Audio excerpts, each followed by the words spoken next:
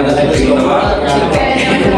saya di Permatasari, saya di Julendi. Di sini kami akan melakukan praktikum ekosistem darat. Selamat menyaksikan.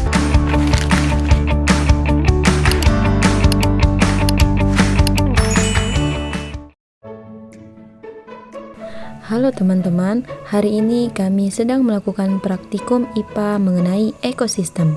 Sebelum kita melihat hasil pengamatan kami, penting untuk kita ketahui bahwa ekosistem adalah suatu sistem ekologi yang terbentuk oleh hubungan timbal balik yang tidak terpisahkan antara makhluk hidup dengan lingkungannya. Bisa dikatakan, ekosistem adalah satu kesatuan utuh yang terdiri dari komunitas organik atau sering disebut dengan biotik dan lingkungan non-organik atau disebut dengan abiotik yang saling berinteraksi dan mempengaruhi satu sama lain. Komponen pertama adalah air sungai. Di lokasi ini, aliran airnya terlihat sangat deras.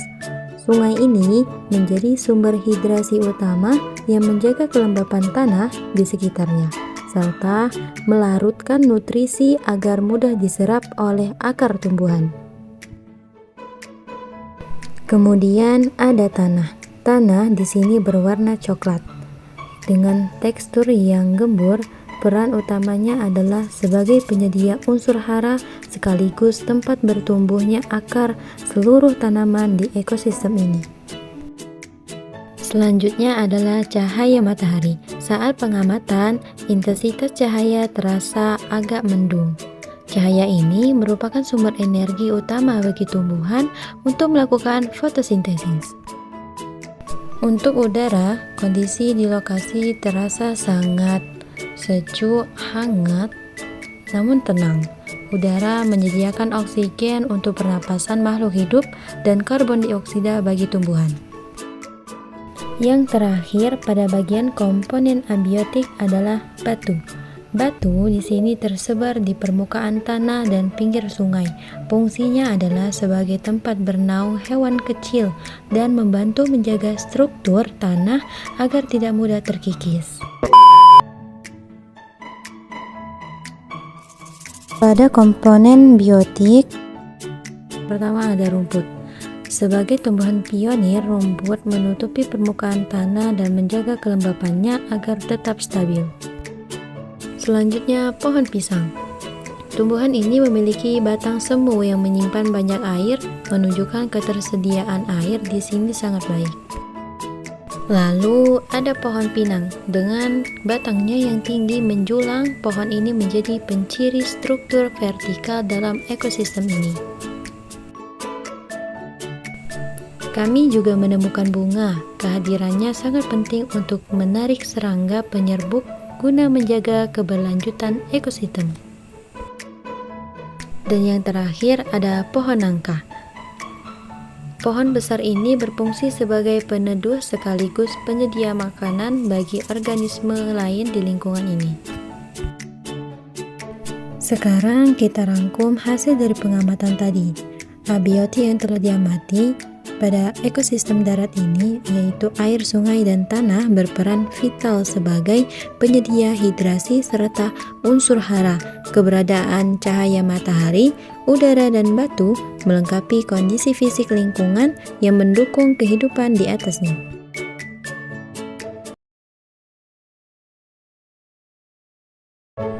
Dalam ekosistem darat buatan, ini yang pertama adalah tanah.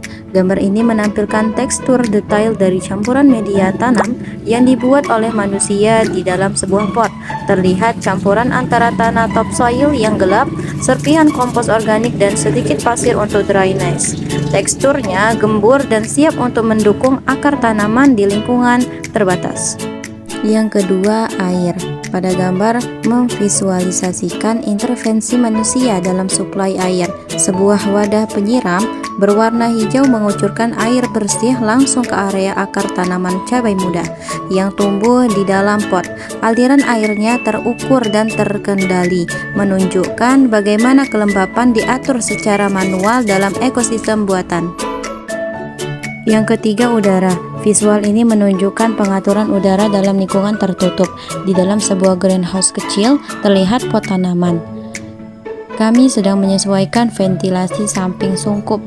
Udara diwakili secara visual oleh sensor kelembapan, suhu digital, dan pergerakan ringan dedaunan di dekat bukaan ventilasi, menekankan pentingnya sirkulasi udara buatan. Yang keempat, cahaya matahari. Gambar ini menampilkan bagaimana cahaya matahari dimanipulasi. Pot tanaman diletakkan di bawah struktur peneduh buatan, jaringan paranet hitam. Cahaya matahari yang terik disaring menciptakan pola deplet bercahaya dan bayangan yang lembut di daunan. Ini menunjukkan pengaturan intensitas cahaya dalam ekosistem buatan. Yang terakhir yaitu pupuk atau suplemen nutrisi langsung. Gambar terakhir ini menunjukkan penambahan nutrisi buatan di atas permukaan media tanam dalam pot. Sebuah sendok takar kecil menaburkan butiran pupuk NPK atau serbuk kebiruan di sekitar pangkal batang tanaman muda. Tindakan ini memvisualisasikan bagaimana manusia menyuplai nutrisi abiotik secara langsung ke sistem buatan.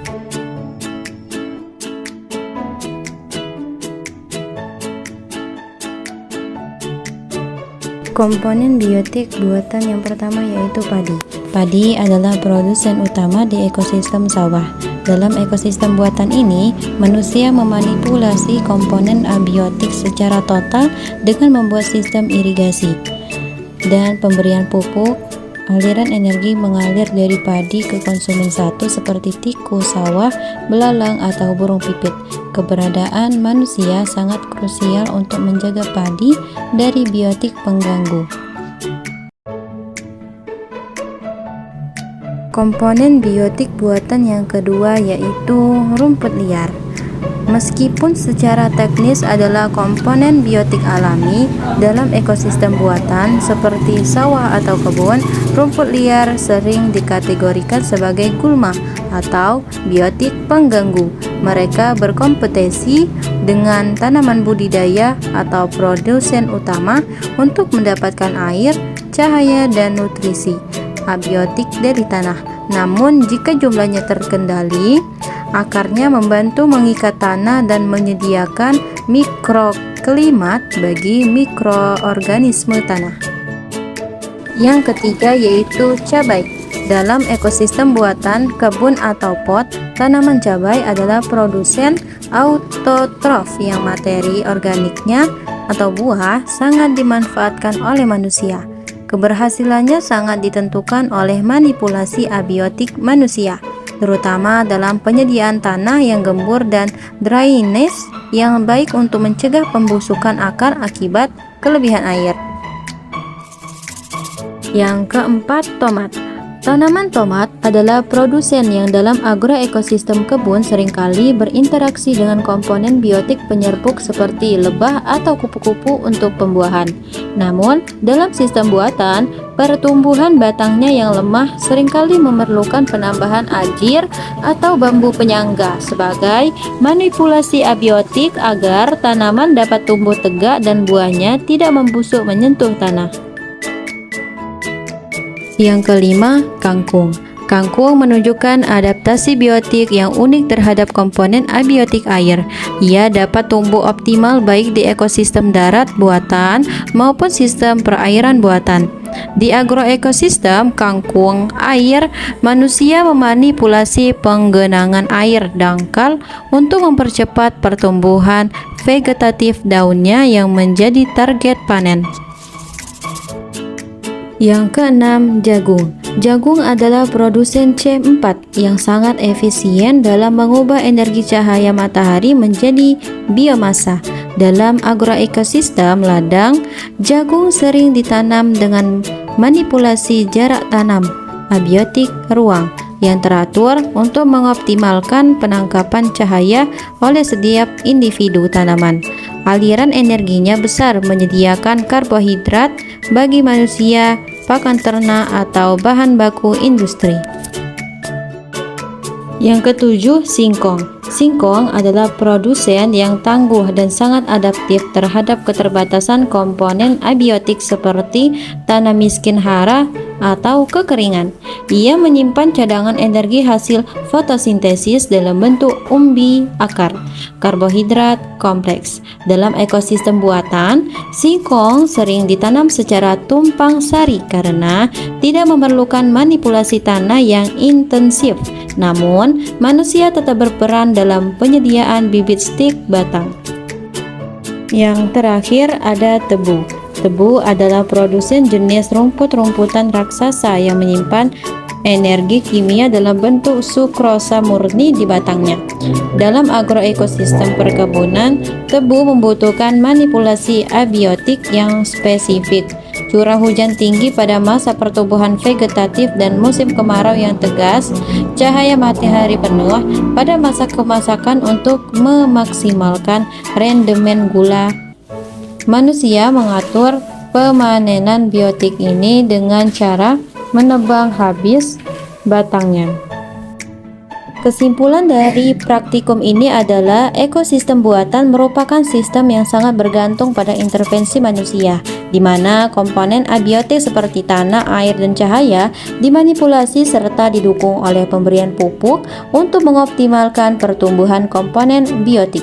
Tanaman budidaya seperti padi, jagung, dan cabai berperan sebagai produsen utama yang produktivitasnya sangat ditentukan oleh ketepatan pengaturan faktor lingkungan tersebut, sehingga tercipta sinkronisasi antara ketersediaan unsur abiotik buatan dengan kebutuhan spesifik makhluk hidup di dalamnya untuk mencapai target produksi yang diinginkan. I just had to let you know you're